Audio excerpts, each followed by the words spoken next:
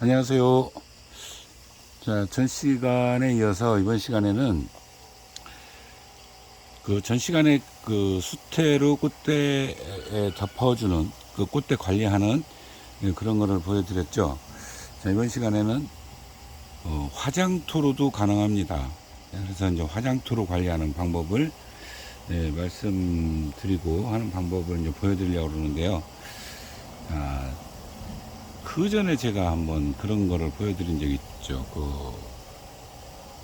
우리가 그 무늬를 낼 때, 호피반 무늬를 낼 때도, 제가 이제 수태도 방법이 있지만 화장토로 하는 방법이 가장 좋더라. 물론 이제 그때 제가 늦게 하는 바람에 이미 다 자란 거를 했었는데, 그건 더군다나 이제 끝에 무늬가 나오는 거기 때문에 안 나올 가능성이 있다고 제가 말씀을 드렸는데, 역시 나오지는 않았어요. 그래서 이제 나중에 좀 시간이 지나면은 밑에 무늬가 만약에 든다면 나올 수도 있겠지만, 그 방법과 굉장히 유사합니다. 자, 옆에 보면은, 자, 요게 필요해요. 자, 우리 그, 분망이라고 하는, 그걸로 하는 것도 괜찮은 것 같아요. 물론 다른 것도 여러 가지 있는데, 요걸로 하시면 됩니다. 예, 가장 좋은 것 같아요. 요거를, 한 대략 6cm에서 7cm 정도, 6cm 정도 자르면 맞을 것 같아요. 5는 좀 작은 것 같고요. 한 6cm 정도 잘라서 이렇게 철사로, 우리 알루미늄 철사 있죠. 연철사. 이걸로 이렇게 이제 엮으면은 동그랗게 말아집니다. 이런 방법으로 하시면 되고요. 자, 이거를 이제, 위에서 이걸 넣기가, 이게 만들어졌기 때문에 사실은 이제 요걸 여기서 엮으면 더 좋고 이거보다 크게 하면 좋은데 이렇게 넣기가 쉽지는 않은데요. 일단은 그렇게 좀 지금은 좀 방법이 없으니까 그렇게 하겠습니다. 그냥 이렇게 하면은 이게 정상적인 방법은 아니에요. 이걸 하나씩 다 넣어야 되기 때문에. 자, 이런 방법을 지금 임시 방편으로 좀 하고 있어요. 자, 이렇게도 들어가긴 들어가기 때문에 합니다, 제가. 자, 이렇게 하면 들어가요.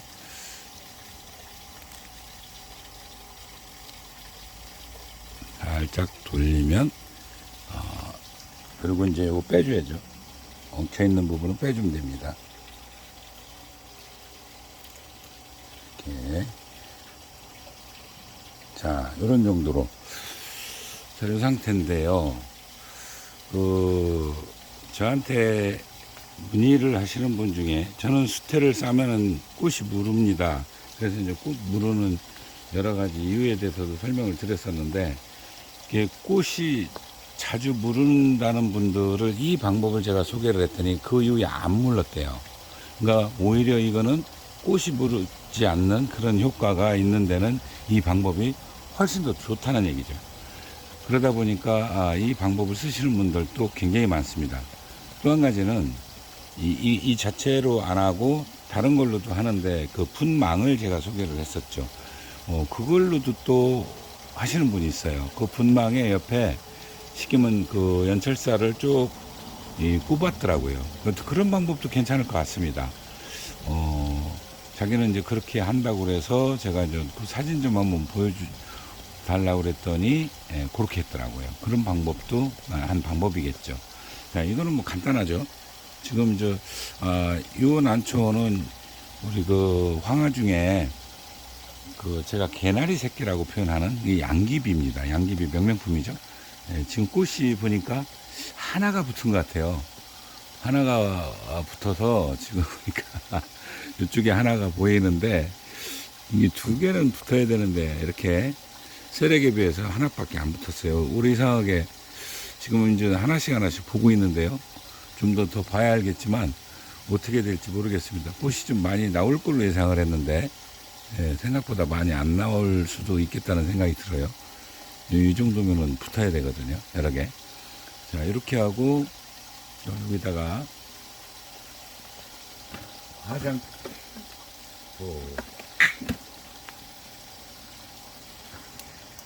화장토를 먼저 여기를 어느 정도 잡아줘야 돼요. 왜냐면 잎과 잎 세배기로 많이 들어가요. 그래서 그걸 막으려고 이렇게 좀 잡고 하는 게 훨씬 더 유리합니다. 자, 그리고 제가 좀 보여주느라고 이 밑에 화장토를 드러내진 않았는데 어느 정도 드러내는 게 좋습니다. 드러내야 분망이 아래로 조금 내려가야 돼요. 그래야 안정적으로 이게 자꾸 오히려 올라가요. 건드리면. 그렇기 때문에 화장토를 좀 덜어내고, 그리고 지금 요 위에다가 다시 새 화장토를 넣으면 됩니다. 자, 이런 방법으로 세워나가시면 돼요. 자, 이것도 역시 높이는 대략 2cm 정도, 또는 이게 훨씬 더 차광 효과가 좋아요. 자, 이런 방법으로 세워나가시면 돼요.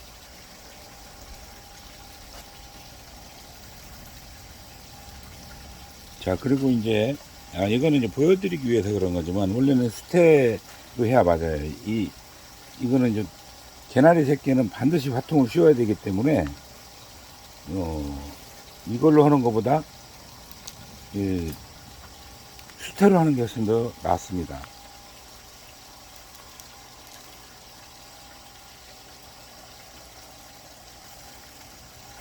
자, 이렇게 채워놓고, 그리고 인맥 사이로 들어간 거를 어느 정도 걷어내고요. 자, 나머지를 이렇게 메꿔 나가면은 끝입니다. 자, 이렇게 하면 돼요. 자, 요거를 좀 더 안으로 들어가는 게 정석입니다. 제가 지금 화장토를 덜어낸다는 것이 그거를 덜어내지를 않고 했기 때문에 지금 여기가 엉덩하게 떠 있죠.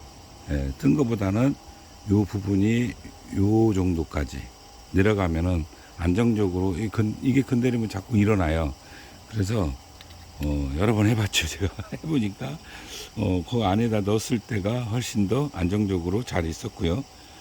저렇게 뜬 상태로 하면은 건드리면은 이게 자꾸 위로 올라갑니다.